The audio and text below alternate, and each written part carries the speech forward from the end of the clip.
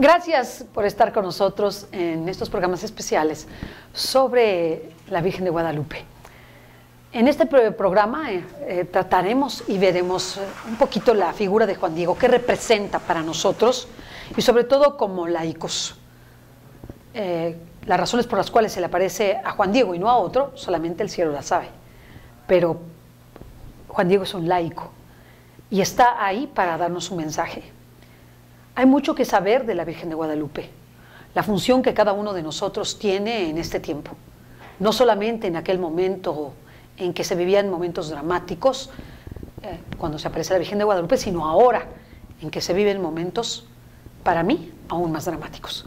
Para ello tenemos a Alejandro López, nuestro especialista de casa de Mundo Católico, sobre este gran prodigio y sobre todo sobre el milagro guadalupano, el acontecimiento guadalupano en nuestro país y en el mundo entero.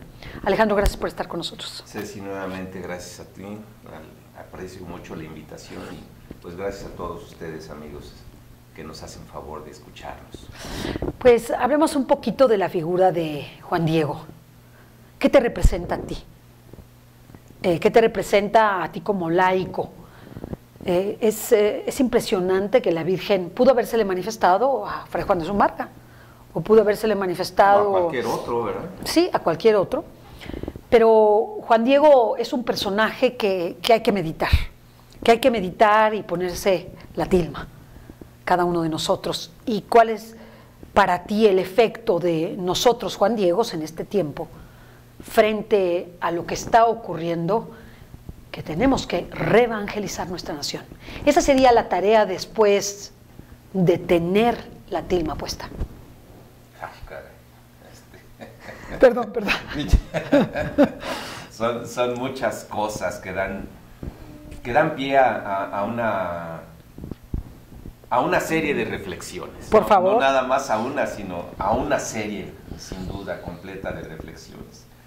Bueno, pues por principio habrá que resaltar que Juan Diego, como lo plasma al inicio el redactor del Nican Mopohua, lo describe como un Macehualcintzin, no solo Macehual o Macehuali, sino Macehualcintzin, que quiere decir uno más de entre todos. De entre todos los que están en la clase más baja interesante.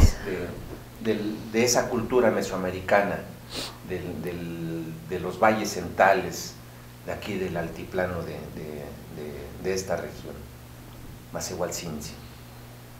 Y pues con esto lo que nos quiere decir es que pues, era un hombre común y corriente, digámoslo en términos actuales, con las mismas necesidades, con las mismas enfermedades. Quizás Juan Diego tendría a la sazón, él murió en 1548 y ya se dice que en 1531 estaba a punto de ser anciano, es decir, a lo mejor tendría como unos 48, 50 años. Ya había enviudado, se había quedado aparentemente a cuidar a un tío de su esposa, que vivía en Tulpetlac. Juan Diego originalmente había nacido en Cuautitlán, allá vivía. Cuando se casa, se va a vivir a Tulpetlac. Y pues ser un hombre, ¿para qué abundar más? O sea, no le queramos ver más cosas al tema. Hay algunas indígenas tiempo después, para tratar de ser recibidas en un convento que era solo para hijas de principales, dicen, pero es que yo estoy emparentada con Juan Diego, hombre principal de estas tierras. Pero queriendo decir con esto, no tanto que él fuera un jerarca, algún calpisque o algún teopisque o un tlamatinime. No. Simple y sencillamente era un Juan Diego. un macehual y uno más de los macehuales. O sea que estamos hablando que la Virgen se le manifiesta a un hombre común y corriente, como cualquiera de nosotros, sin cargos, sin honores, sin un reconocimiento social especial. Bueno, el único reconocimiento que tendría sin lugar a dudas... Es que se le apareció la Virgen después. Es que era un hombre bueno. Sí. Sí, o sea, un hombre de bien, para acabar pronto. Era el reconocimiento de quienes lo conocían, ¿no? A grado tal que... Y eso pesaba antes muchísimo, porque el mismo Fray Juan de Zumárraga, llegado cierto momento, ¿sí?, cuando va por segunda ocasión, Juan Diego a verlo, manda a sus siervos a que lo sigan y que traten de indagar quién es, de dónde viene, a qué se dedica. Y eso era algo importante en aquel entonces. Sí, porque era como hacer fidedigno lo que relataba el mismo Juan Diego y el mismo Fray Juan de Zumárraga. ¿Quién es al que se le aparece la Virgen? Es como ¿no? Hoy en día, ¿verdad? Cuando quiere uno contratar a alguien, pues ¿cuál es su currículum? ¿No? Que nos diga qué estudió, a qué se ha dedicado, ¿qué dicen de él? Sus logros, qué es lo que dicen de él la gente que lo ha conocido. O sea, de alguna manera pues es lo mismo, ¿no? No tengo la menor duda de que efectivamente era reconocido por quienes lo conocían en su momento, previo a la mariofonía del Tepeyac, que era un hombre bueno. A grado tal que los indígenas que son interrogados en las informaciones de 1666, indígenas mayores de hasta 110 o 112 años, refieren que sus padres les decían: ojalá y seas bueno como Juan Dieguito, ojalá y tengas una vida dedicada al Señor como Juan Dieguito. O sea, era un motivo de ejemplo. Era motivo de ejemplo, sí, sin duda. Antes de llevarlo a los altares o de hacer todo el proceso, llamémosle administrativo ante la iglesia para llevarlo a los altares, él ya era reconocido como un hombre de Dios. Maravilloso. Sí. Maravilloso. Y entonces, si Juan Diego tenía un testimonio de vida, realmente, o sea, en el momento que la Virgen se le manifiesta, no era cualquier persona, era una persona con un testimonio de vida. Si socialmente no tenía ningún cargo o ningún reconocimiento, sí ante los ojos de los demás, de quienes convivían con él, de quienes trataban con él, de quienes... ¿no? Era congruente. Era congruente con su fe. Sí, o sea, en lo que creía, era, digamos, que la regla con la que obraba, era la regla con la que decía, y pues el Nicam Nopowa lo plantea de una manera muy sencilla, ¿no? Desde el principio, una vez que describe que era un Macehualtzin, perdón, dice: iba de camino, muy temprano, 9 de diciembre, iba de camino a Tlatelolco, a la doctrina. O sea, no iba, imagínate, ¿qué tenía que hacer para llegar a la doctrina? Sí, sí. ¿Qué esfuerzo tenía que hacer caminando en ese clima? Porque ya bueno, lo estamos viviendo ahorita, un frío que nos pela los huesos. O sea, imagínate en ese tiempo. Sí, todo pelón, ¿verdad? Porque pues ahora toda esa zona la vemos lleno de construcciones. Una selva de asfalto y de concreto. Pero sí, todo eso estaba pelón, seguramente algunas milpas por aquí, otras por allá. Pero era intenso el frío, sin lugar a duda, a grado tal que incluso cuando la Virgen le pide a Juan Diego que suba al cerro a recoger unas flores, pues Juan Diego sabía que no era época de flores, ¿no? Y menos de rosas. Mucho menos en un lugar tan agreste, lleno de si acaso, de algunos abrojos espinosos, que es lo único que puede aguantar por razones, llamémosle genéticas y morfológicas, es lo único que puede aguantar el frío, sin Así deshidratarse, es. ¿no? Así es. Porque el frío lo que hace es deshidratar muchísimo, al bajar la temperatura, toda la humedad seca. Sí. Seca. Entonces, Él iba a la doctrina. ¿Le costaba trabajo? Sí, sin lugar a duda. No había tantas iglesias como lo hubo tiempo después, de tal manera que lo que más cercano le quedaba era pues los padres franciscanos que están hasta hoy todavía ahí en la parroquia de la Santa Cruz de Santiago Tlatelolco. ¿Cuánto tiempo se haría a pie lo que él hacía desde su casa hasta donde estaba la doctrina?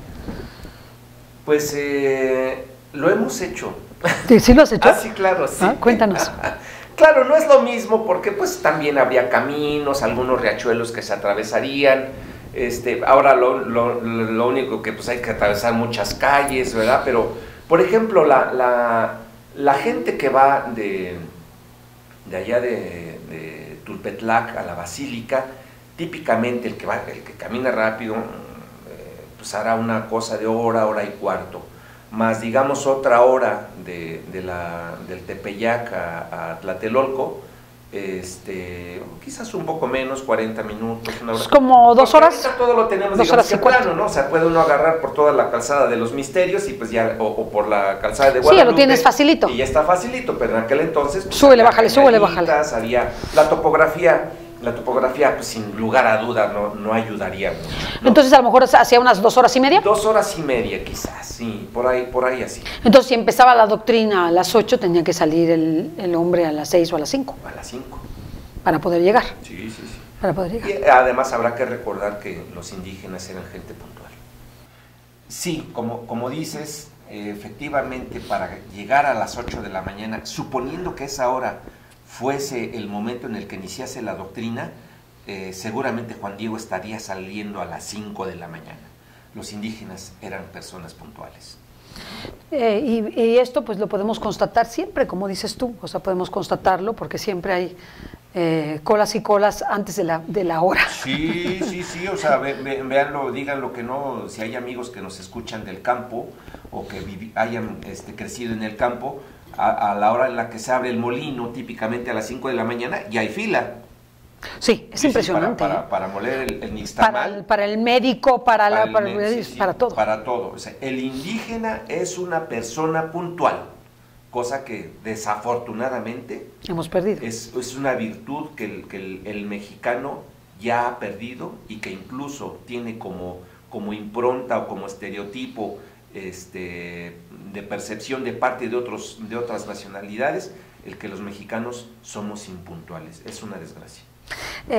Me gustaría irnos al punto en donde la Virgen pide una respuesta. ¿Qué respuesta le pidió a Juan Diego para llevar su mensaje al obispo y seguirlo llevando? ¿Y qué respuesta nos implica a nosotros ser testigos del acontecimiento guadalupano? Porque no nos podemos quedar así. ¿Estás de acuerdo que estamos viviendo una época tremenda de gran crisis social, moral, espiritual, en donde hay una gran confusión, en donde aunado a eso, a la confusión, existe una maledicencia generalizada, una apostasía casi universal, perdóname que te lo diga, y además de todo una serie de acontecimientos climatológicos y acontecimientos de la naturaleza que nos hacen pensar que algo está pasando. No, sí, claro que está pasando. Algo está pasando, o sea, sí. Esto nos remonta a aquella crisis y nos pasa a esta crisis en donde ya vemos una crisis tremenda donde María de Guadalupe se nos presenta para darnos su mensaje y pedirnos una respuesta como laicos, como personas de a pie, como personas que trabajan en la sociedad. Sí, fíjate, hace rato, en el programa anterior que preguntabas acerca de las circunstancias particulares que estaba viviendo la gente en Mesoamérica, habiendo concluida la conquista, habrá que decir que ante esa falta de llamémosle, de punto religioso a quien dedicarse, porque efectivamente ya no se sacrificaban corazones, ya no se ofrecían vidas a Huitzilopochtli, Tonatiuh, y por otro lado, pues la gente no veía congruencia de muchos españoles respecto de su fe bautismal y su vida. Entonces, ¿qué es lo que hago? Algunos indígenas sí aceptaron la fe cristiana, como fue el caso de Juan Diego, pero muchos otros, la inmensa mayoría, no la aceptaron. No, y la odiaban. Pues claro. Si veían que mataban, vejaban, violaban. Claro. Tomaban a sus mujeres, las destrozaban. Y entonces, y esto era un tema que resaltaron la inmensa mayoría de los frailes, entre los varones había un nivel de alcoholismo muy alto, con pulque. A grado tal que los frailes incluso llegaron a pedir varias veces a las autoridades civiles que se prohibiera el cultivo de los magueyes, porque la beodería, ¿sí?, estaba muy extendida. Y esa palabra ya no existe, beodo. Bueno, ya no la utilizan. No, pero sí estaba medio beodo. ¿Quiere decir eso? ¿Que estaba borracho? Sí, estaba borracho. Estaba ebrio. ¿Sí? Es un sinónimo, beodo. Entonces decían, ellos se preguntaban, ¿cómo es posible que esta gente esté tan dada a la beodería? Y es que, pues, sin haber ninguna, llamémosle, ningún límite moral y quizás pensando que no habría otra vida después de esta vida, como se planteaba tanto en su cosmovisión previa como en la religión cristiana, siempre pues, caían en una especie como de existencialismo materialista y hedonista muy fuerte, ¿no? Ya no les importaba nada. Sí, muy similar a lo que tenemos hoy en día, ¿eh? Así que no, generalizado. Tampoco nos debemos extrañar, ¿no? Entonces, sí, habrá que resaltar que Juan Diego no cayó en ese esquema. Él sí aceptó la religión cristiana y por esa misma razón iba a la doctrina. Y había cambiado su vida. Sin lugar a dudas, sí. Porque sí, ya era por bueno, supuesto. Pero se hizo excelente. Pues nomás imagínate que estaba cuidando al tío de su esposa y su esposa ya estaba fallecida. ¿Quién hace eso hoy en día? Nadie. O sea, pues que lo patee, ¿no? O sea, ese que lo cuiden sus parientes. Sí, claro. ¿No? Claro. Sí. Realmente nos deja ver que tiene que haber una respuesta de nuestra parte. Sí, por supuesto. Y bueno, la respuesta de Juan Diego, como lo preguntas, pues de entrada fue, me parece que buscar la verdad. Pero además habrá que resaltar a algo previamente.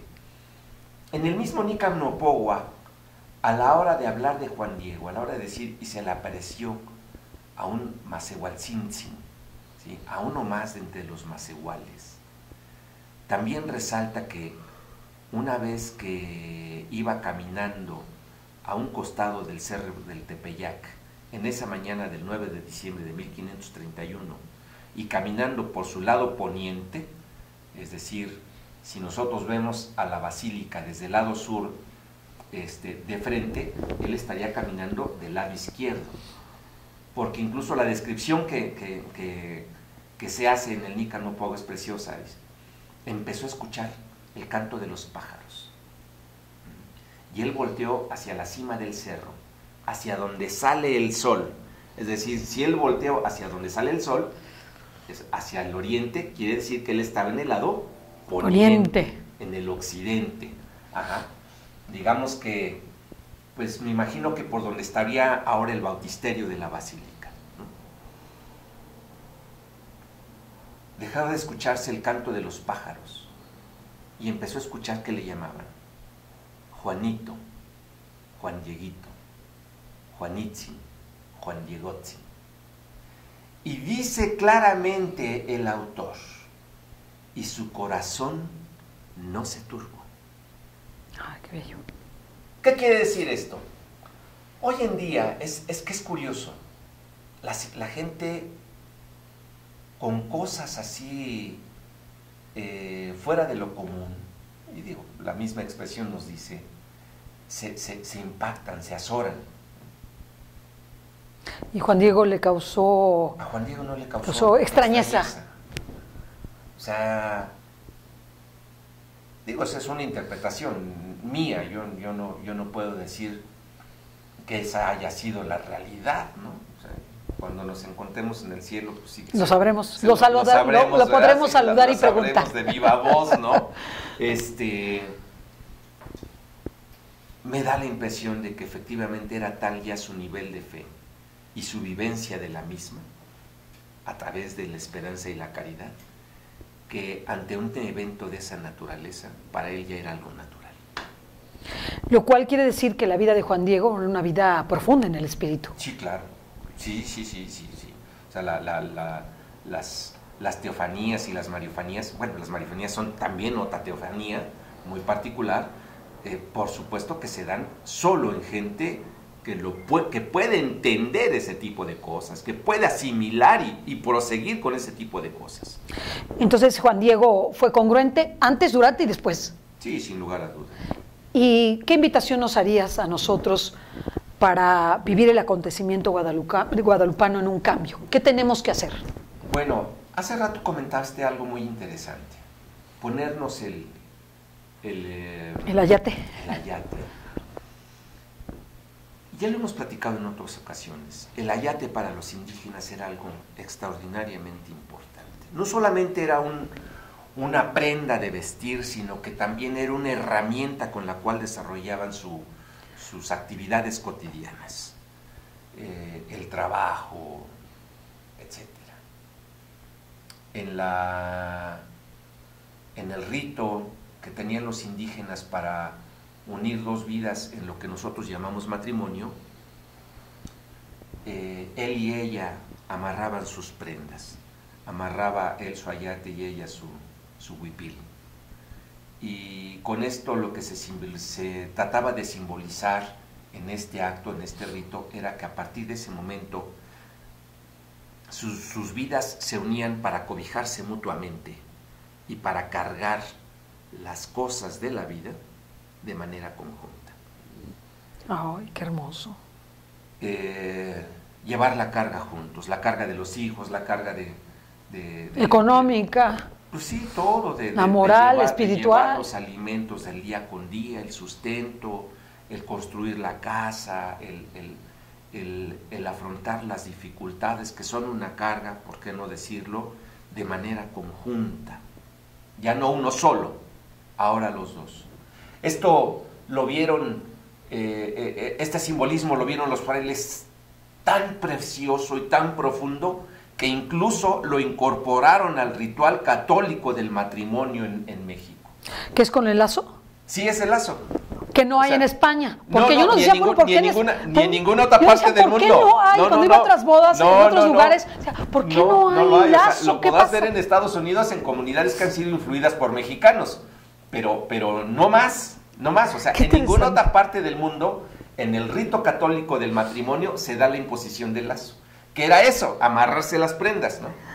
Entonces, nomás imagínense, cuando a Juan Diego le dice, ve por las flores, la Virgen ya sabía que iba a usar su ayate, ¿verdad? Y entonces ahora, y tráemelas.